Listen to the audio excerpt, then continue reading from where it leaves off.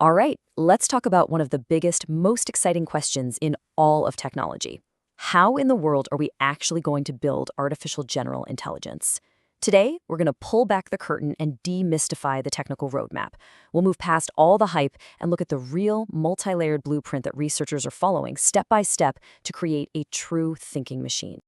Okay, so to really get a handle on where we're going, we first need a map. And the evolution of AI is pretty much seen in three big phases. Right now, we are smack in the middle of the age of ANI, or artificial narrow intelligence, today's super powerful generative AI. The next massive leap, which everyone is aiming for around 2030, is AGI. And then, looking further out, maybe around 2040, we get into the wild territory of ASI, or artificial superintelligence. But hang on, before we jump into the how, let's get crystal clear on the what. AGI is not just a bigger, smarter version of what we have today. No, it's a completely different beast. We're not talking about a giant chatbot. We're talking about a system that's built from the ground up to weave together all the different parts of intelligence, things like reasoning, learning, and even understanding the physical world into one cohesive mind. So, let's start digging into that architecture right from the very bottom with layer one, the foundation. And this entire layer, really the whole AI revolution, is built on one core idea, the scaling laws. I mean, it really makes you wonder, right? How did we get here? What was the secret sauce that took AI from this, niche academic thing to a technology that's changing the world in just a handful of years? Well, it boils down to a surprisingly simple but incredibly powerful formula that rests on three pillars. First up, you need insane amounts of compute. We're talking massive warehouses packed with tens of thousands of GPUs all working together. Second, you need an almost unimaginable amount of data. Not just text from the internet, but video, audio, and now even AI-generated synthetic data. And third, here's the magic. It's a mathematical law that as you make the model and the data bigger, the error rate just predictably goes down. It's that simple. More power plus more data equals a smarter AI. But here's the thing, raw predictive power can only get you so far. To build on that foundation, we have to add layer two, the thinking layer. This is where we go beyond just pattern matching and start to teach the machine how to actually reason deliberately, using what psychologists call system two thinking. And this is absolutely crucial. See, current AI is a master of system one thinking. That's the fast, intuitive, gut reaction stuff. It's amazing at predicting the next word. But can it truly think, slowly, logically, step by step, the way you would to solve a really tough puzzle? That's the whole goal of adding System 2. And this is where developers are getting really clever.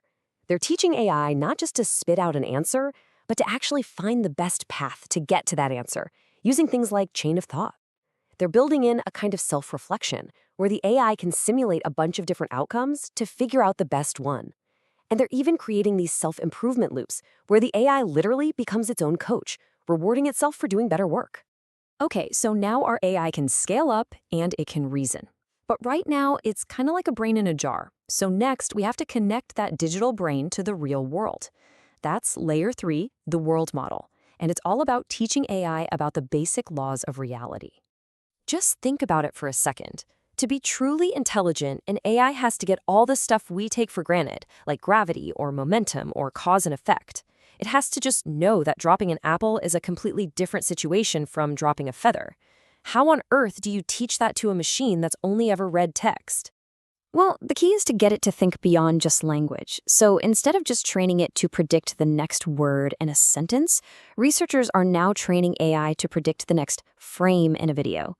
And by watching millions of videos, it starts to build its own internal model of physics. You combine that with multimodal data, so it links the word apple to what an apple looks like, the crunchy sound it makes, and even what it feels like to hold one.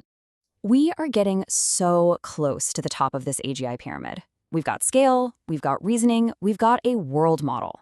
But with all that incredible power, you need one final crucial layer to keep it all from going off the rails. This is layer 4, the logic fusion. Think of it as a built-in neurosymbolic fact checker.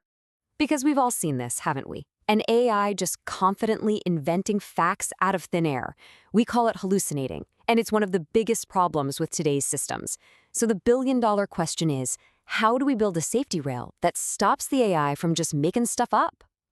The best answer we have is to fuse two different worlds: the new intuitive neural networks with old school, super rigorous symbolic logic. This means doing things like forcing the AI to double check its answers against a giant database of proven facts, called a knowledge graph.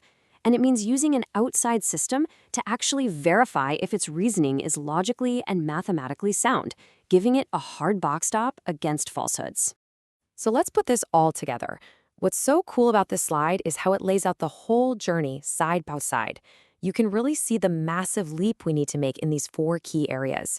We're going from today's ANI, which mostly learns with human supervision and has a pretty bad memory, to a future AGI that will be self-learning, capable of deep strategic planning, actually exist in the physical world, and have a long-term continuous memory. It's a huge jump. So there you have it, the four-layer blueprint. Sounds pretty straightforward, right? Well, not so fast. What's the biggest roadblock researchers are facing on this path to 2030? That brings us to the final challenge. And it's a problem that you probably wouldn't expect. We're literally running out of high-quality human data on the internet to train these models on.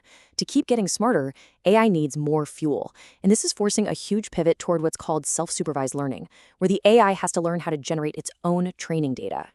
This whole data problem leads directly to the single biggest debate happening in the AI field right now. What's the fastest way to get to AGI? Is it just more scale? Do we just keep building bigger and bigger models and find more data to feed them? Or do we need some kind of fundamental breakthrough in logic and how these things reason? Well, the most promising path forward, as it turns out, seems to be a mix of the two. The answer is probably both. The new focus is on something called inference time compute.